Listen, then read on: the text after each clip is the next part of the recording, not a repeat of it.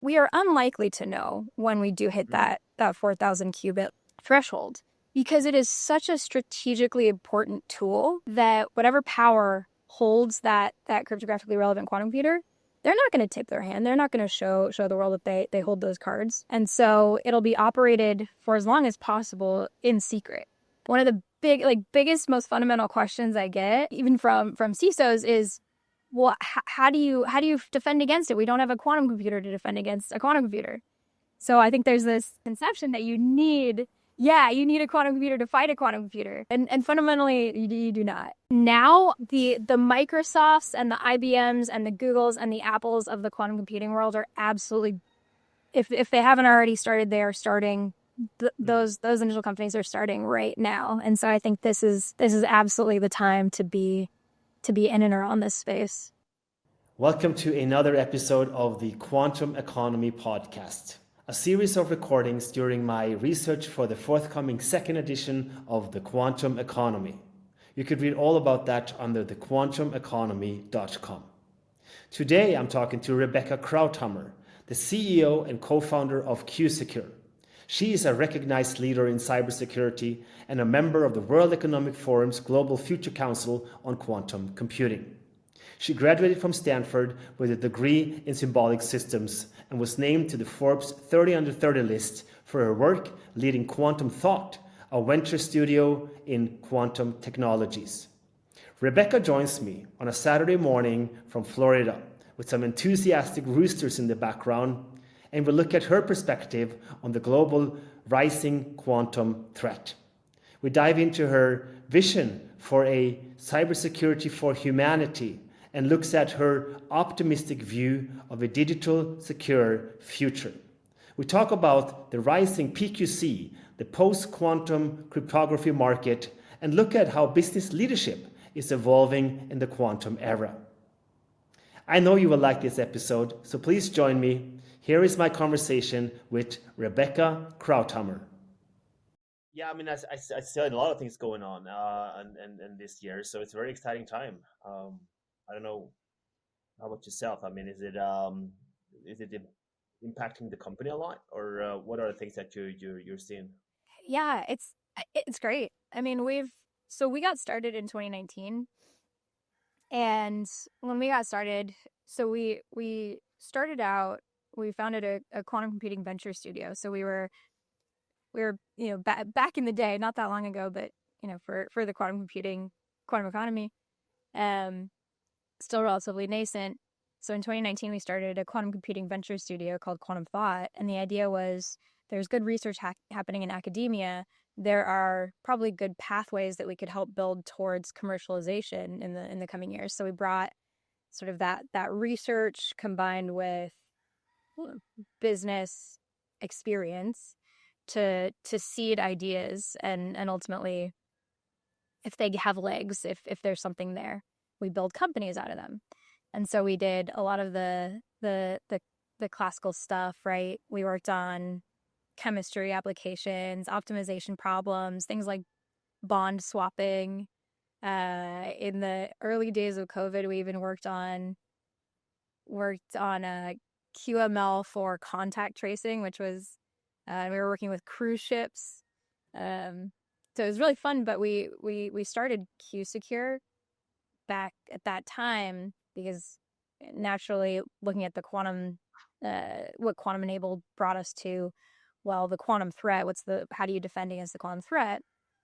And so we started working with we got an initial grant from the Air Force to start addressing the quantum threat. And long story short, QuSecure was born. But when we were first talking about it, when we were first building, we were talking about post-quantum cryptography and crypto agility, and pretty much no one knew what that was at that time. Fast forward to now, and especially this year, 2025, there's nobody that I talk to that doesn't know what I'm talking about when I say the quantum threat or post-quantum cryptography.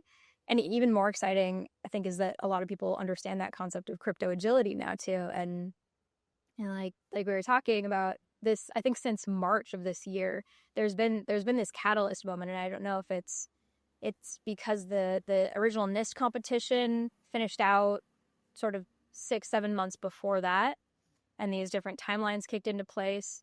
But yeah, things have been. It really feels like there's been an inflection point in this ecosystem where we are seeing so much more inbound. I'm talking to so many more other companies that are jumping on board, whether it's quantum or addressing the quantum threat. So I think it's really exciting.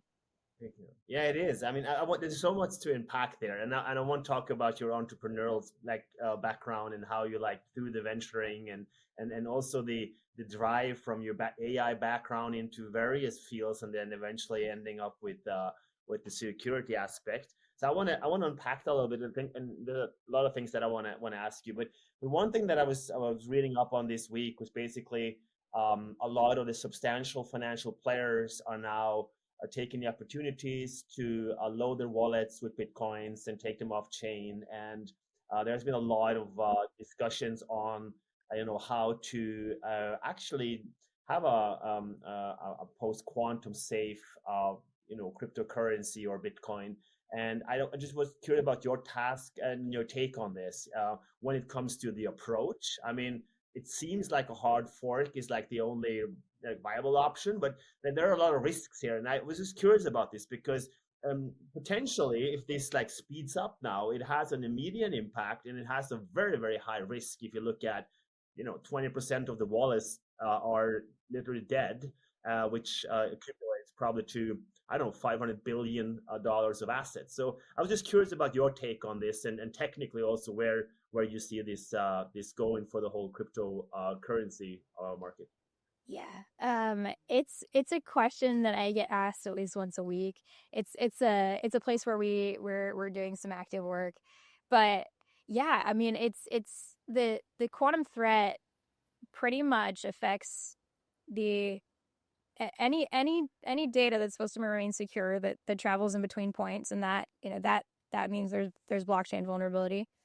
Um is impacted by the quantum threat. And as this sort of competition to build a cryptographically relevant quantum computer heats up, it's certainly a hot topic, and it's certainly impacted. And yeah, I mean, I think one of the paths forward is really we need to adopt quantum safe infrastructure for our cryptocurrencies. But the actual transition itself, I mean, you cannot it's hard to see an upgrade because you would have to shut down the whole chain, right? So you have to do some kind of, probably a migration is not the viable option. So you have to do some kind of fork. And if you look at the timeline, a lot of things that I think also do, where you look at timeline for a company, where you look at various use cases and you look over a time span of probably 1 to 2 years, that I would assume this is a more technical challenge that many see today for, in particular, for blockchain. Mm-hmm. So what we QSecure, we specialize in part because we got started working with the government, and the government has a ton of investment in what are now considered legacy infrastructures, right? And so what we are kind of like North Star was always cryptography migrations. They're going to happen. This is not the last one. They're going to continue to happen. And so we need two things. We need, one, a way to adopt post-quantum cryptography that does not make you rip everything out that you've invested in and patch it manually, because that takes a long time. That makes you that huge investment. Second is that when you do put in the post-quantum cryptography, you need a literally push button way to be able to migrate to the next thing that comes along, whether it's a new algorithm after these are proven vulnerable, or it's a new implementation of that algorithm. So all that is to say, what we specialize in is like creating this sort of mesh overlay that's like a security blanket for these data transactions, and then centralize that like one push button deployment, change it out. We do a lot of work with the like exchanges themselves. Mm-hmm. So securing wallets, securing the exchanges, it is really hard, the blockchain piece of it proper. And so that is one area where we don't touch as much. There are players that, yes, are building like quantum resilient blockchain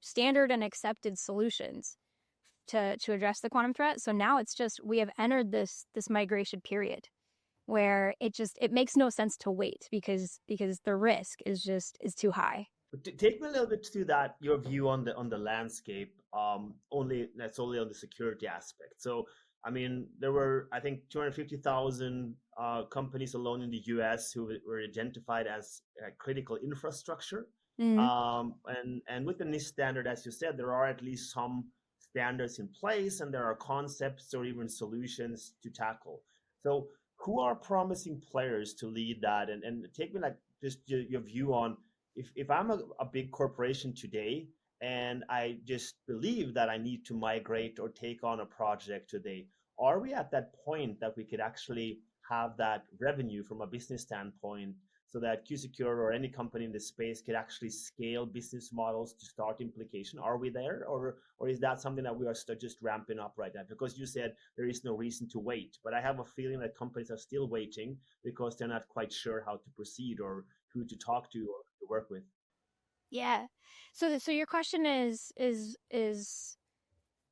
are there basically are there budgets allocated to this migration, And or also, are there straightforward approaches that I, as a company, could take a profound business decision on who to work with? So, if I do like a market analysis, I want to upgrade. I reached out, I do a research, I land on 2, 3, 4 companies, and I have to pick one. All right, is that straightforward business decision right now, or like are we at that market point? it's a great question. The answer is that it is relatively straightforward. It's basically as simple as picking a SaaS provider for a lot of other things. I don't want to trivialize it, but it's much more simple than most people are giving it credit for. And that's because people do get often sort of overwhelmed by all the terms of the quantum ecosystem, right? The quantum and post quantum and crypto agility, and these are new and often intimidating. And but for example, literally yesterday, a Forrester report came out. And it's a report that we were involved in.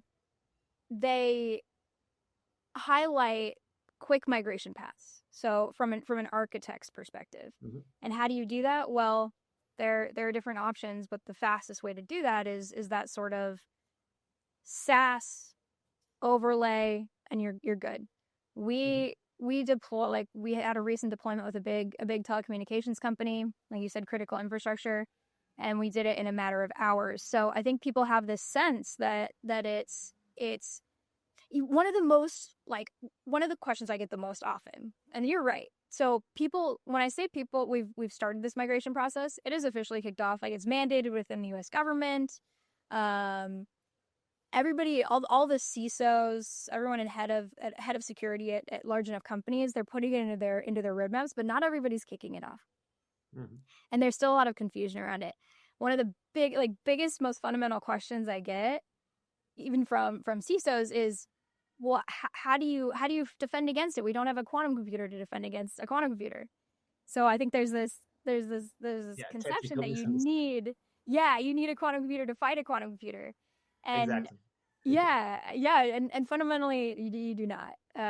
You need math. You need new classical algorithms. Yeah. And so, to your point, people are starting, they're putting it into their plans. A lot of them know there's something that we can do about it, but there's still sort of this fundamental education process that's going on to say the good news is that it's simpler than a lot of people think it is. Yeah, but it's a strange thing though, because one of the biggest challenges in the quantum tech space is to have business models to fuel revenue, to increase growth, and to keep the hype in the market, right?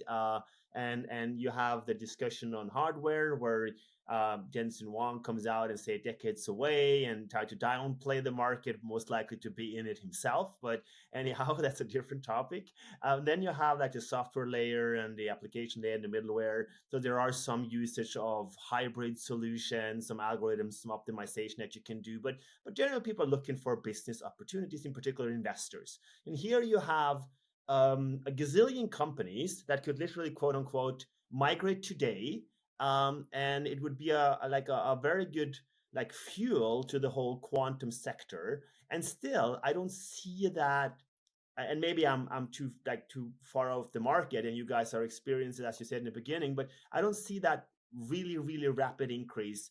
At and technically it's complex, but as you say, now it's about doing the work and just getting the companies onto a post quantum safe environment or a structure. So it's literally just sales, or marketing or whatever. I mean, it's there, and I don't see that like that.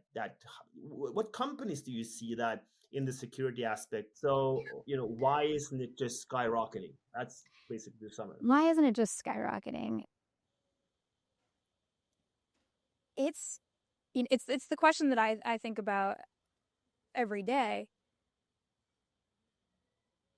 I get these emails very often selling me, quantum security market sizing report, or these small analyst firms sort of selling like, oh, like, do you want to know how big your market is going to be? And I never buy them because it's all just, it starts on a dartboard right now. Yeah. And the estimates vary so widely. But what is absolutely true is I've been working in this space for now over 5 years, and we've kind of expected the market to start taking off as soon as the NIST competition, and the NIST competition is right, that process has been happening since 2016 to standardize the new quantum resilient set of crypto systems. And so we spent a lot of our time in R&D building sort of this elegant solution to the upgrade, um the upgrade cycle. We expected that the market would start to take off after standardization, and standardization hit late mid last year. And last year it didn't start all of a sudden taking off, but I have absolutely seen it this year. Mhm. And so we have 5 times more in the pipe right now than we did in January. All right. Yeah. Good. And that is, yeah, that's hugely, I mean, if we're looking just by sheer numbers, actually, we have far more than 5x in the works. And so it's early, but this year, 2025, is, for me, beyond a shadow of a doubt, this is a year when things are starting. And what we're seeing is government is a big area, right? They don't have the same, they're it's an interesting time for the US government, but they're certainly dealing with different pressures than private sector. Um, the In private sector, a lot of time, cybersecurity is a cost center, but government, it is critical operations is cyber. So there's international dynamics in this competition at play to build that cryptographically relevant quantum computer. So we're seeing the government sort of really start to take off in their adoption of, hey, we need to make sure that our sensitive data is quantum safe. The private sector is a totally different story, and where I'm seeing huge pickup, interestingly, is telecommunications. We knew that financial sector was going to be a big early adopter for a while. Telecommunications in the last year, 18 months, really came out as, I think, number one is what we're seeing. And then there's these other players in critical infrastructure. We see oil and gas, we see energy grid, insurance, and those are really who's moving. So the interesting thing about telecommunications in particular is where I said that often cyber is a cost center. What we're actually seeing is that for a lot of telcos, they're thinking about this in addition to protecting their customers' data. This is a potential revenue stream for them to be able to offer things like post quantum VPNs Right. to early to their customers, and say, hey, for an extra $1, do you want to be post quantum, or maybe not, just as a competitive advantage for them to be able to offer a quantum safe network. So I think that's really exciting. Um, we That saw, is exciting. I haven't thought yeah, about that use. That is really exciting. Yeah. yeah, yeah. Sure. That's been one of our biggest customer bases, and I'm seeing it's growing more and more. They did a lot of experimentation early on. They were super early adopters of QKD, Hmm. and we were talking to one big telco leader who was saying that he thought initially that QKD would be 95% of their what they use to make their infrastructure quantum safe. It's flipped in the last year or so, and he said now it's 95% post quantum, 5% QKD. I think that's also very fascinating. QKD is such a cool technology, but it's hard to scale. And what I interpret that change in mindset to be is there is now more and more pressure from pressure and I like to think excitement from the top of these organizations saying, got to show quick results. This is no longer an R&D phase. This is go Right. time. But this is also like circling back to the entrepreneurial part and your business thrive and I've written a lot about anticipatory leadership and how to anticipate technological development and from there kind of sort of abstract new potential business use cases. So various a lot of the past, in particular in standard industries in Europe and Germany in particular, there was this product that you based on a market analysis, you looked at a report of the past and you projected into the future. Now we see that we have to abstract business models from the future, so you need to be good at anticipating potential scenarios. And I think to this economical impact, the incentives for behavioral change is much more promising and strong than the actual threat. So you tend to react when the crisis hit, but if there is an incentive for change, then you invest. So circling back to telco, it's an obvious see, okay, there is potential new revenue streams here because we can deploy it to thousands or tens of thousands or hundreds of thousands of clients, right? So the incentive, the business case is very simple. And I think this is I don't know if you see similar such business cases, but most likely this was also part of your journey, starting in AI and coming into quantum and tapping into all of these fields, and you saw that incentive for security because you saw the business aspect of it, right? Yeah, it's it's such a good question. So to I guess to break it down, right? What you're saying is typically you come up with a business plan. There are clear indicators. You recognize a gap in the market where there's existing demand, and then you go creatively pursue it, right? Um, and yeah, in this ecosystem, when we started, we were building something that nobody was talking about, and it's just the reality of life that especially when it comes to cybersecurity or otherwise, something often has to go wrong for a real action to be taken. How do we unpack that? So yeah, I started I studied at Stanford, and there's such like a entrepreneurial draw and ecosystem there, and there I even took a class called Startup that was taught by Peter Thiel, like PayPal, Yeah. Palantir, Peter Thiel, which is just like, you know, what a fun like time in history. But they teach the XYZ. This is what you do. You start, you identify the need, you build a business plan, you da da da. And if you like looking back when we started QSecure, we did everything the wrong way, and we were taking this huge bet that in the years to come that there would be this there's this wide open space and this huge thing coming down the pipe, and now that bet is really starting to pay off. Yeah, but I that was think not a bet.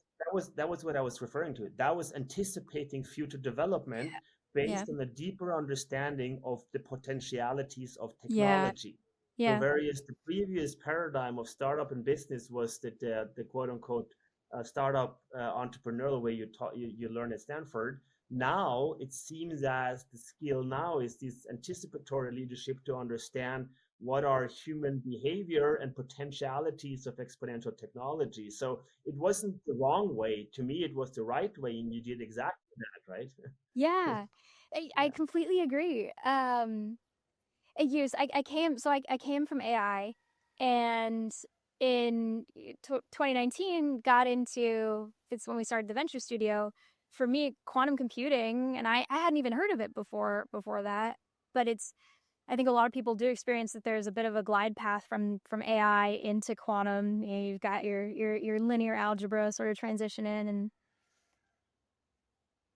for me, quantum was this the at that time I'd gotten to a point in AI where the what I wanted to be able to accomplish the and what I was able to implement was too much of a delta. And so quantum computing, even in the very early days, what I saw was a lot of potential to unlock some of the fundamental blockers in the machine learning AI world that I was seeing.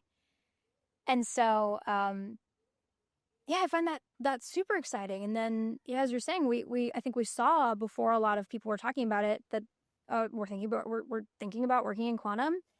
Of course, we're going to start talking about the quantum threat, and just such a clear. There's this. It was being called by a couple people as a $1 trillion upgrade cycle that's happening that Mm. no one was talking about. Huge opportunity. And also for me, it's always been kind of fundamental to the work that I always was doing and aspired to do is build technology that builds a better world.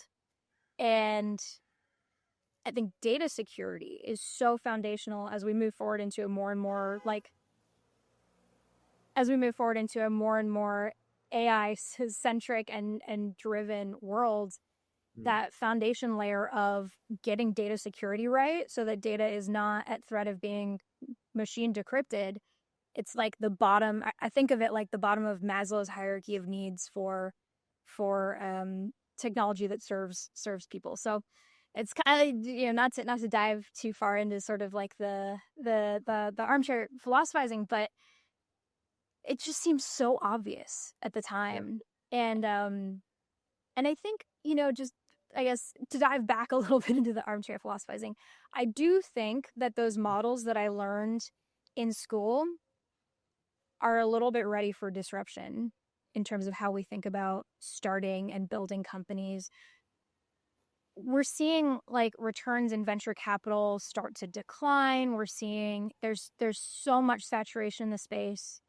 A lot of my peers who, and we've been very lucky in our journey, but a lot of my peers who have really fantastic companies have a really hard time um, raising money, and they've done everything right by the book, right?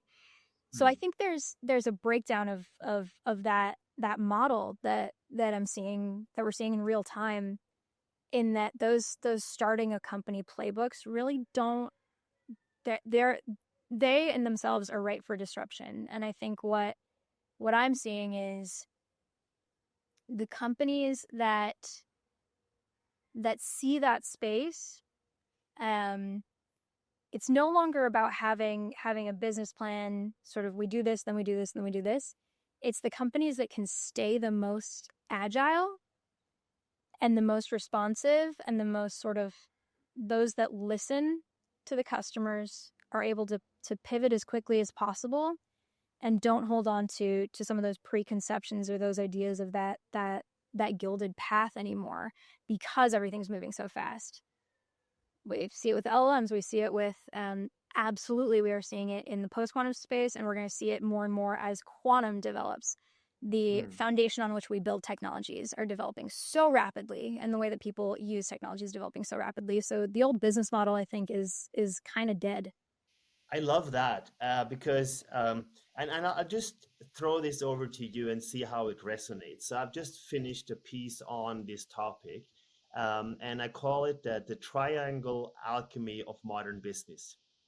And you talked about the conventional structures and the business plan, and we set up the verticals where we have sales, you have the CSO, the CMO, CTO, and you have the structures, and you have the product, and you have the sales division. What I've seen, and I've taken this from a lot of the larger tech companies, how they operate, like the Alphabets, the AWS, Amazons. But I looked at some of the tech companies and why they are successful. So I have these three pillars that generate tension in the organization between the pillars. So you get a quote unquote learning organization. I call it the becoming organization because you are always in a dynamic place. And the first pillar is I used to play with incubation, but it's very close to the misused incubation in the startup scene. So I use forge. So you forge your clients to make your clients grow and be successful. So look, take a brewery company or a beverage company that used to help bars and restaurants get into business, so they would come back and do business with you. So you are very close to your clients. You said that as one of the parts, right? So you invest in your clients for them to grow, so they will come back and do business with you. And at the same time, you learn very much about the development because you're not in the board or the strategic room in the organization. You're out there amongst the end clients and to adapt. So you become very, you observe a lot of change at the front. The second part is I think every organization need to also operate as a VC and have an investment vehicle in the organization to invest in ideas and concepts from the organization or to build assets for some kind of future challenging times where you can make exits or you could replace your own business model. Also here in this space, you learn because you look at a lot of cases, a lot of development, you're not stuck in your core business. And the third pillar is what I call efficiency. Here, it's all about operational excellence. And also here, everything around sustainability and climate and ESG is baked into the actual business.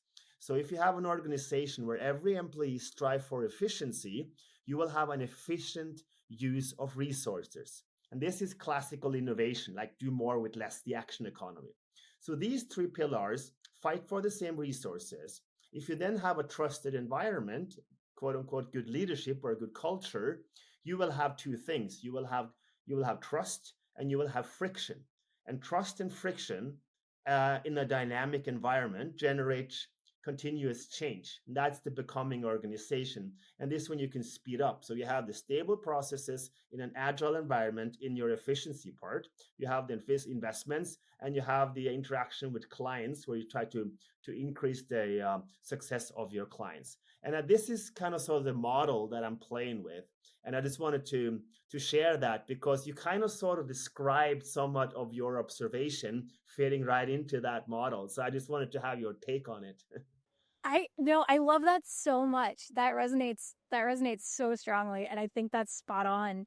There so to the first part, right? I think in today's world, like trust is kind of a precious and sometimes rare commodity. And I have absolutely found that I think one of the key reasons that we've been so successful in this space is because we've done that for our partners and for our customers. Invested. We're here to make you successful. We're here to like be your trusted partner that you can call in the middle of the night. What does it take? More like beyond the technology, I think that is huge.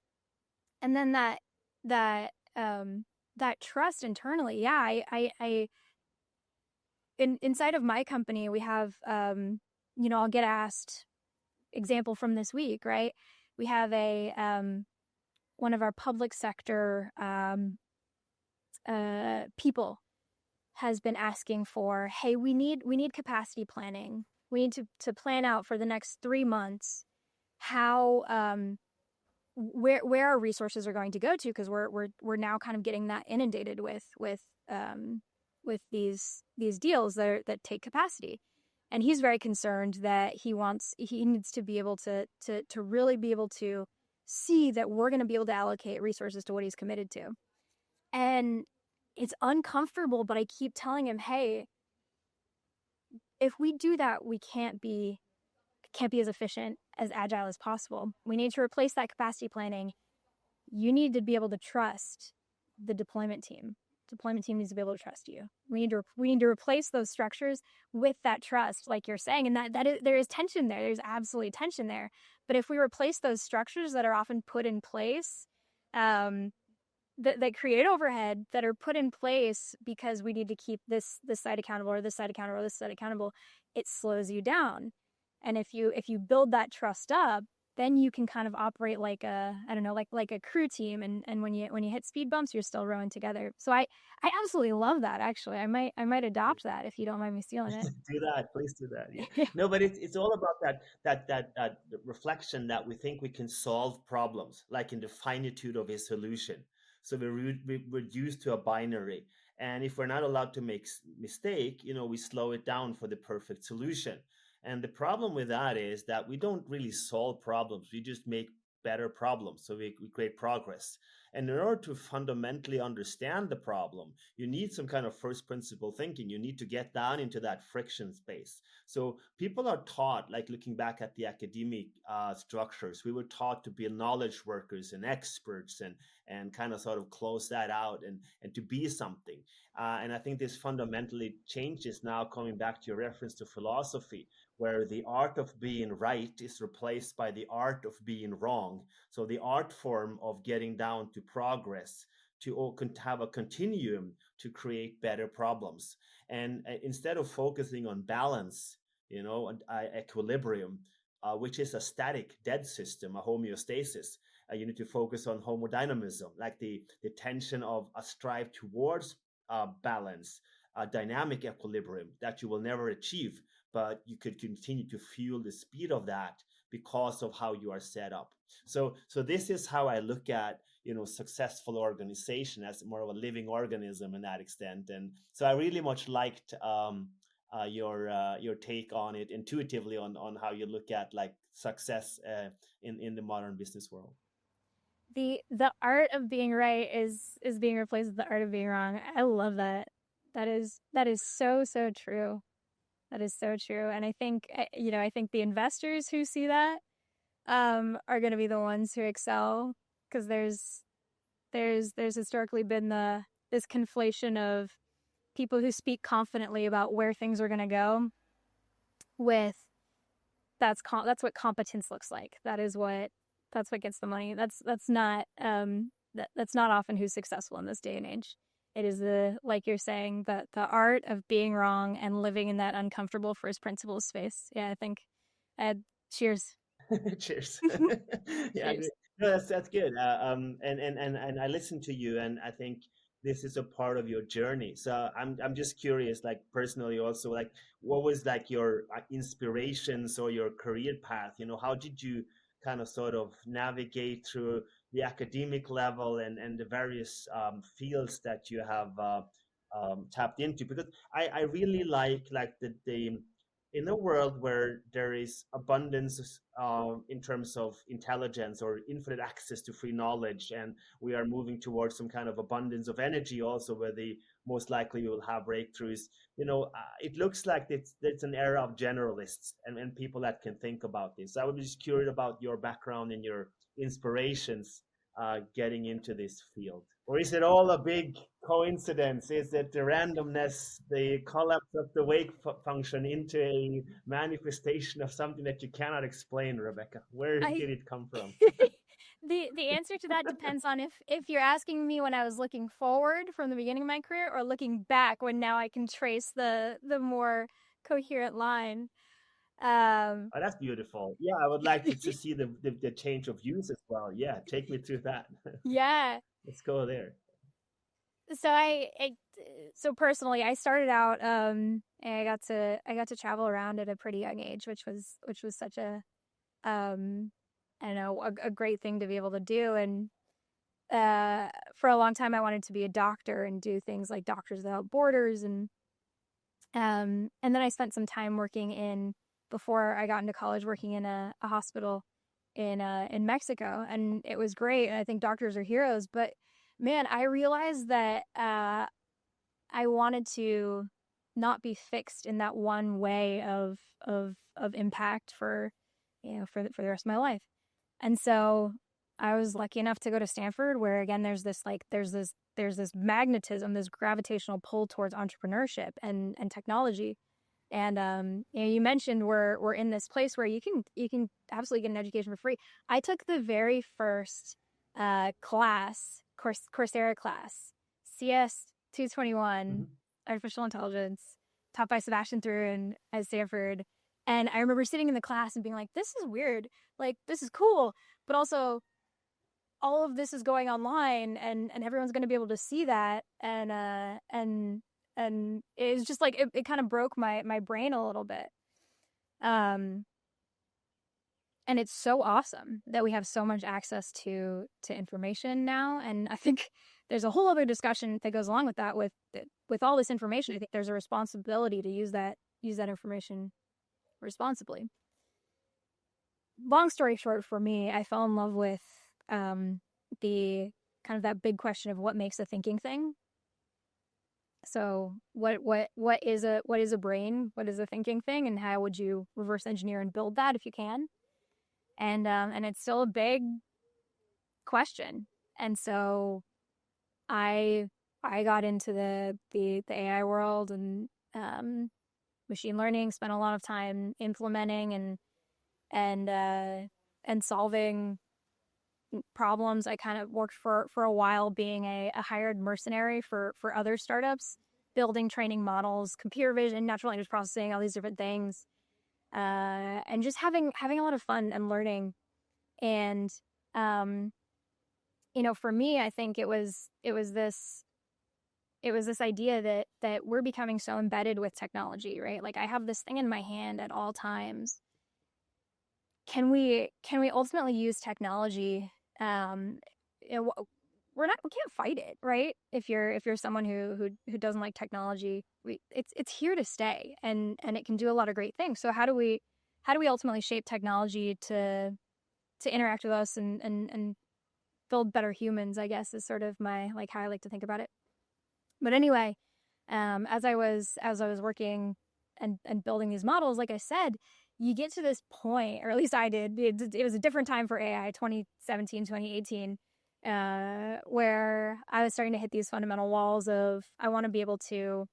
The example I always use is this is a very real example. I was building and I was training a model for grocery store purchasers, and they were the idea was they wanted software that could say, hey, buy your 1,000 heads of cabbage today because it's going to be cheaper today than it will be a week from now, or wait a week because it's going to be cheaper then. And so when I set out on this task, I was like, oh, this is gonna be easier. We have so much data. I can look at the weather, and I can look at traffic patterns, and take all of these different data points that could potentially influence how expensive it's going to be to get that head of cabbage from Central Valley of California to this, whatever it is, everything that's going to influence the price. And it turns out that's sort of the you can't. It's very hard to predict things like the stock market or price changes. And one of the fundamental reasons that is because it is so very hard to combine all of these variables and find that optimization pathway. And that's for me where quantum kind of clicked, was ultimately, right, quantum computing is not going to be able to solve all of these problems. But there is a path forward with certain types of problems in the quantum world where you can look at so much more complexity and find that clear path through that complexity in a way that we'll never be able to do in the classical computing world. And I think since then we've obviously done we've had really amazing breakthroughs in AI, but I do still fundamentally believe that quantum computing is what will ultimately take us to that next level, that a lot of the things that where the doors are closed, that we dream of making those breakthroughs in the AI world and beyond material science and all that good stuff. But and then again, yeah, that pathway, in retrospect, looking at quantum and that really exciting world of quantum, but starting to think about, there is this fundamental threat coming. And one of my favorite things about the quantum threat there's a lot of risk in the world that does not have a clear solution to it yet.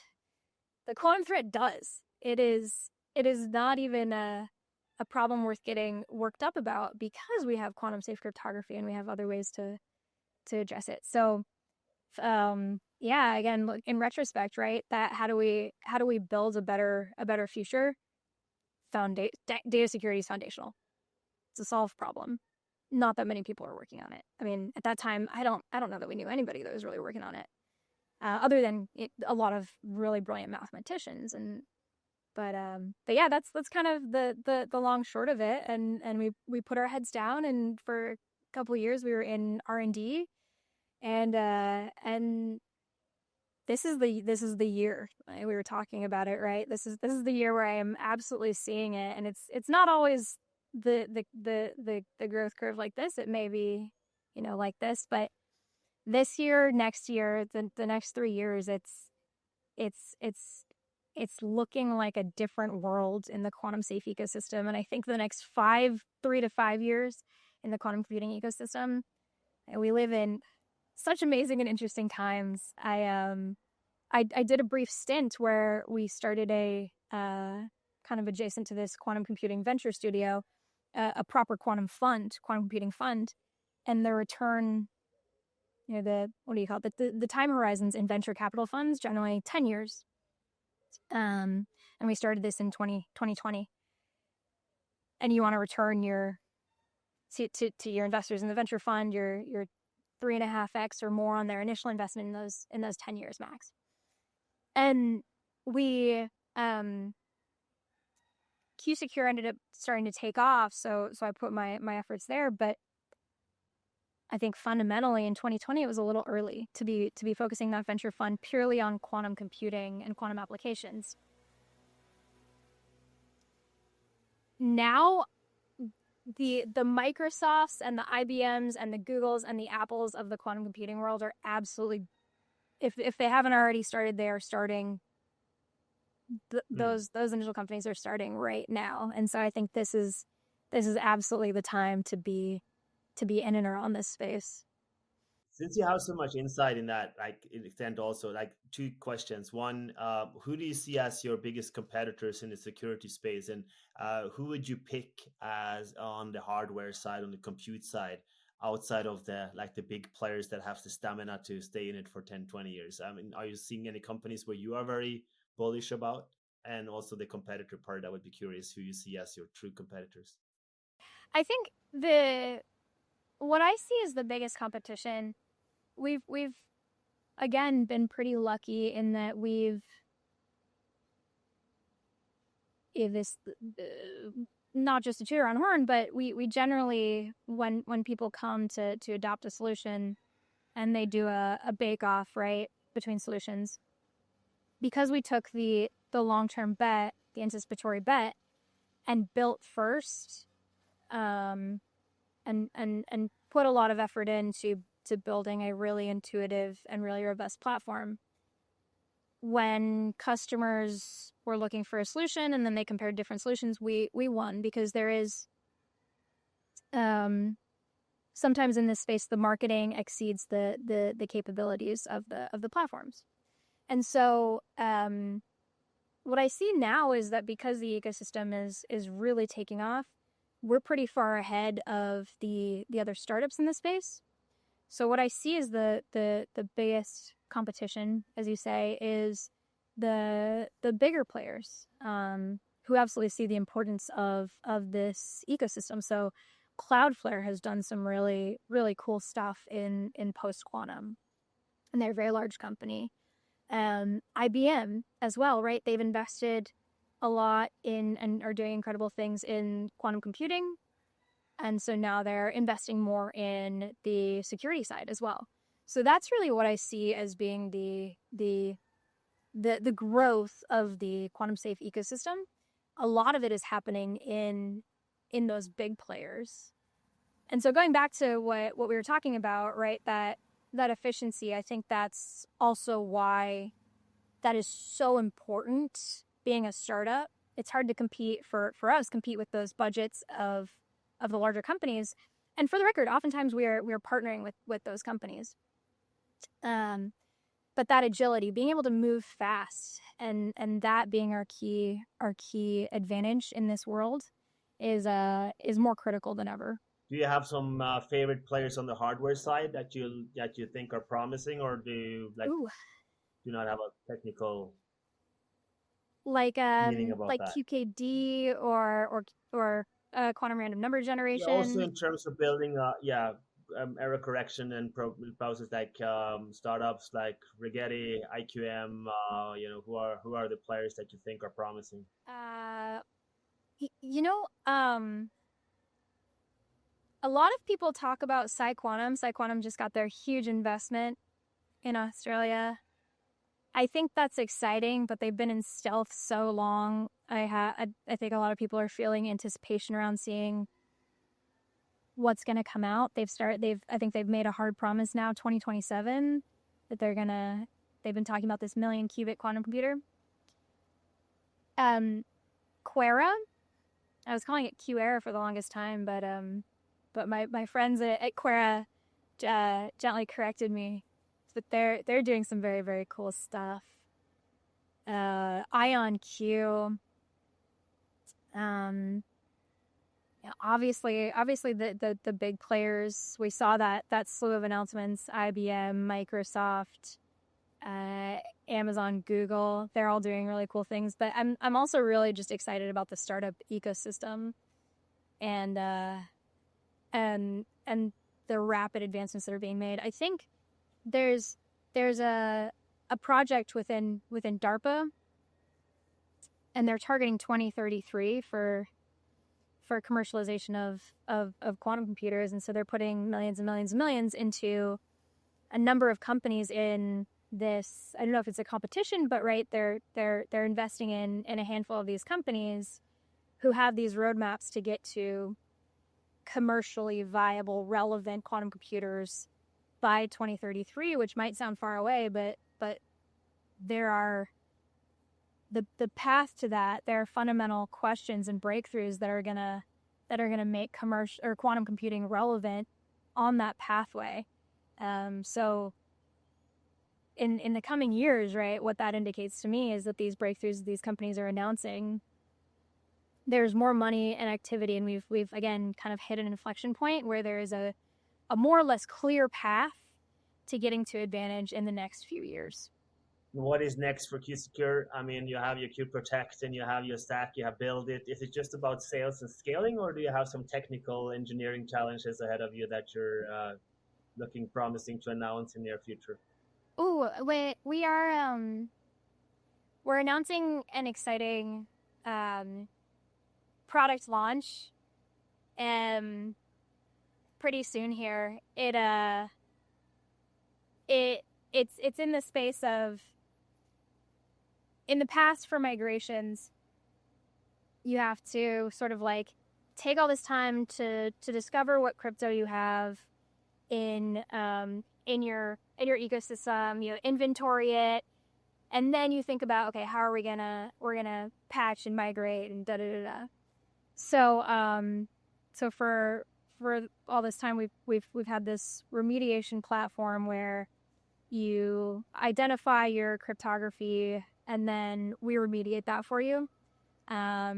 This kind of a sneak peek, but we're launching the very first, and very first in the world, platform where it is discovery, like automated discovering the cryptography and where it lives in the different parts of your ecosystem. And then not only using that as sort of like a static, you've got this list of crypto, but the purpose of the discovery is to automate the remediation. So as soon as we identify it, suck it in, and your problem is then solved. You've got post-quantum cryptography. You've got that push button approach to switching out the crypto. So I'm super excited. It's definitely a inside baseball sort of nerdy thing, but it is genuinely for the very first time, people are going to be able to look at the cryptography, like automate that. Hey, we see it, but not only do we see it, we're automating the migration to post quantum. So Migration. so Wow, that is that sounds. I super. mean, Yeah. I mean, this conversation again just shows me how, I mean, like the technical, um, complexity obviously is given behind the scenes in what you have done, but to take it into a space where it becomes tangible and easy, I mean, the comfortability and the trust in migrating, it seems like we are like, what you're saying is it's just a communication topic now to make people aware of how quote unquote easy it is to migrate and why you should do it. So it sounds really exciting. What are the challenges? I mean, how is the talent access and the right people on board, or what is the challenges for scaling your organization right now? But you're totally right. A lot of this is education and making people sort of see what's possible.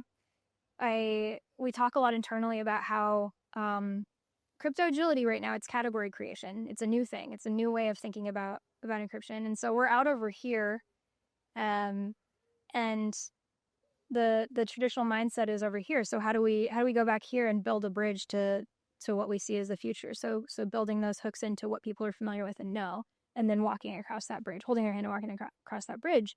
Um, and it's fun. It's just a constant puzzle because mindsets are always developing, and I don't know. That's one of my favorite parts of the job. Our challenges, I think that's a challenge, right? That constant sort of empathy for, hey, this is how I think about, as a cybersecurity leader, this is how I think about managing my encryption. It's a way that fundamentally needs to change. Um, Challenges in scaling, we are having that for the very first time in our existence as a company. That tension of, we're getting more demand than we currently have capacity for. So how do we plan to scale and be elastic as those things come in? And we have such an incredible team. So everybody that we bring on, I think personally, the culture fit is just as important, if not more important, than the technical or subject matter expertise. Because, like you said, that fundamental tension that makes you successful, is a lot of that is based around trust. Hmm. So it's scaling. It's finding the right people for that. The people that are okay also with ambiguity and living in a dynamic and changing world. Um, I think we as a company are currently past a lot of the initial technological challenges. We will always have more ahead of us as we grow our capabilities and expand. But yeah, right now it is sales, go to market, growing the team, making sure that we continue to deliver for those customers above and beyond, for that trust building. So yeah, it's a cool time. The cool time. Before the roosters stop waking up the whole neighborhood and I let you go. I, it's been at it for an hour plus now. That's good. It's amazing. So, but it's been a beautiful background noise. So that's he's been dancing along. Yeah. I'm out. Yeah, you talked about something that triggered me. So when you talked about, and this is more in the realm of your view and also the philosophical aspect, because you talked about thinking when you referred to building models in and I would be very curious because you also combine that with building better humans or the positivity for humanity. So throughout your conversation, coming also with the your background looking into the hospitals and the societal impact and all of that you talked. So I'm talking to a person that is live in humane capitalism. So you're basically the social and the impact part. So as I was just curious about like the role of the human being in all of this, when you say thinking, and the aspect of this, and we are building all these powerful machines, and obviously they need to be secure, and you are tackling that. But where do you see this heading? I mean, thinking to me is in the realm of consciousness and mind and most likely for most scientists, they would lean towards that it's some kind of a physical process, so we will eventually figure it out. But the reason for this complex question is I've just finished a book with my, and I think you know Florian Neukert as well. We wrote about what we have titled the singularity paradox, bridging the gap between humanity and AI. And we look at creating artificial human intelligence because we think we have to start with the human, with the mensch, as an entrance point and enhance the human being as in comparison to building these super powerful externalized machines in entities that we cannot understand. And where do you see this technological development go? Are you looking bright into the future for our species, or are you very skeptical and are you see this technological tsunami to be an existential threat to our positive humanistic view of the future? I have so many thoughts. It's such a good question. Where to begin? Um, okay, for one thing, when we talk about AGI, there's a debate. Will we be able to get there? Won't we? Are we there? Are we not? I personally think it's a distraction. There are some scientists who say, oh, it would take this much processing power to be able to have the same level of education and experiential learning as a 5-year-old toddler. I think there's all these false equivalencies being made in this space, and I think it's kind of a distraction from the point of, well, what's the impact? Like what forward looking? What are so what? When we build AGI, super intelligence, where does that get us? And I don't think it's as worthwhile comparing human intelligence to artificial intelligence as thinking about when we get to that super intelligence level, what happens? Because right, ChatGPT, if you try to compare it, is both far more intelligent than a toddler and far less in different ways. Here's what I think. Initially, in this phase right now, I am absolutely an optimist, and an optimist by choice, because I think it is much more practical and useful to be an optimist. And this is I'm going to start kind of waxing a little bit philosophical again, but I'm in cybersecurity. I am in data security, but I think we're it is critical, right? The data security piece of it, but we're kind of entering into a future where we need cybersecurity for humanity, and the crown jewels have always been in cybersecurity. The crown jewels have been data and PII and all that good stuff.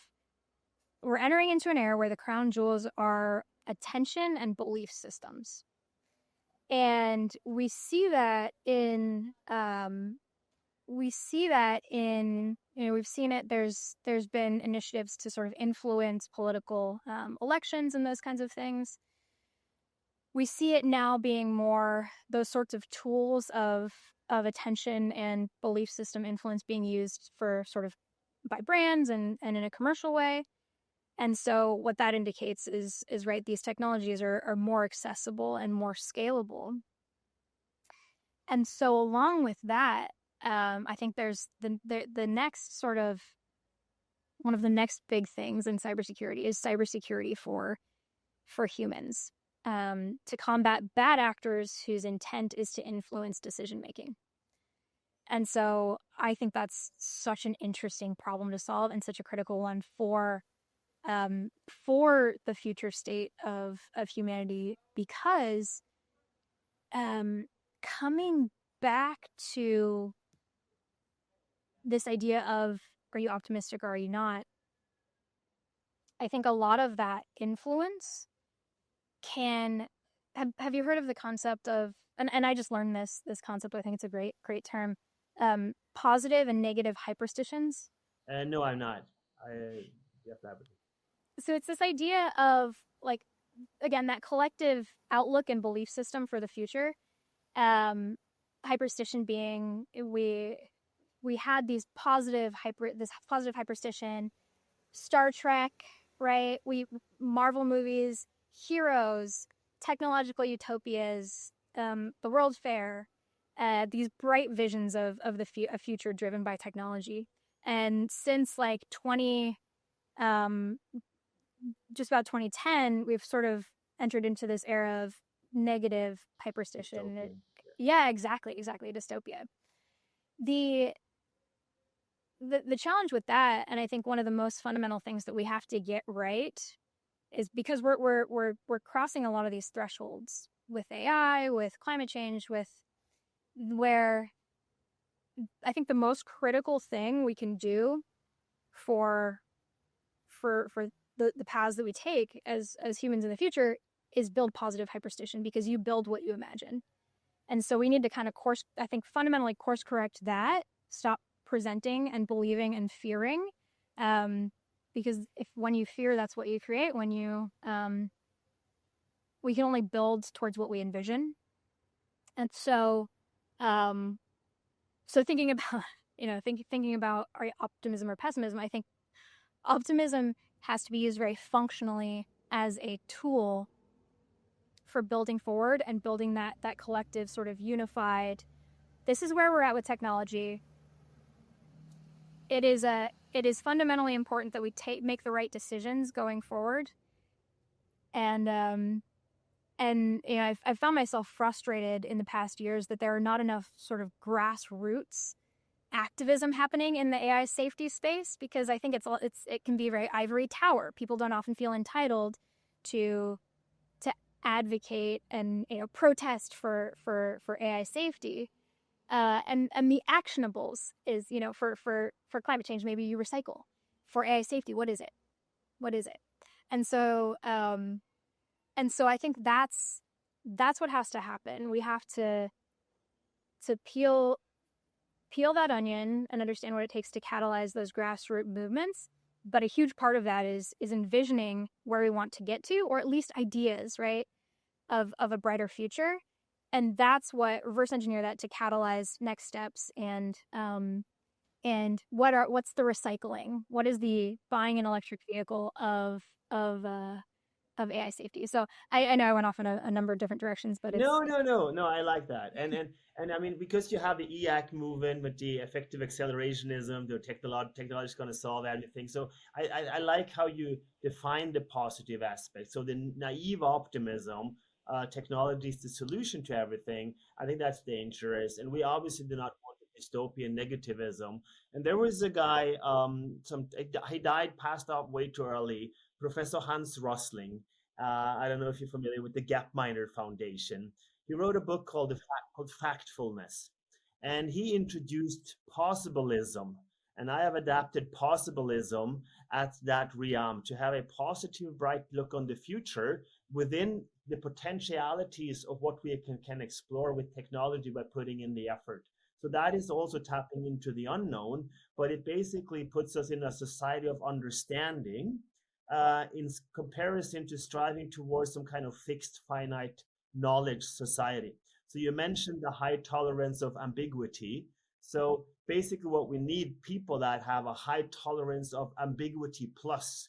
So not only the various opposites, but also to tackle the unknown through a possibilistic future that you can envision. And it's I very think we are quantum. exactly, yeah. So we are entering that realm, and I think the challenging part to close us out on that is, if you have a world where enlightenment and methodology merges, so everything you can envision and speak out is doable or already given, the question of the future then will not become can we do it, but should we do it? Or what kind of future is worth striving for? I played a lot with this in something that I call the final narcissistic injury of mankind, which basically is that we take out the human aspect of what it means to be a mensch, a human being, right? We end up in a new kind of existentialism where we walk around like philosophical zombies and just being undead. So we would have the same conversation and the lights would be on, but no one home to perceive them.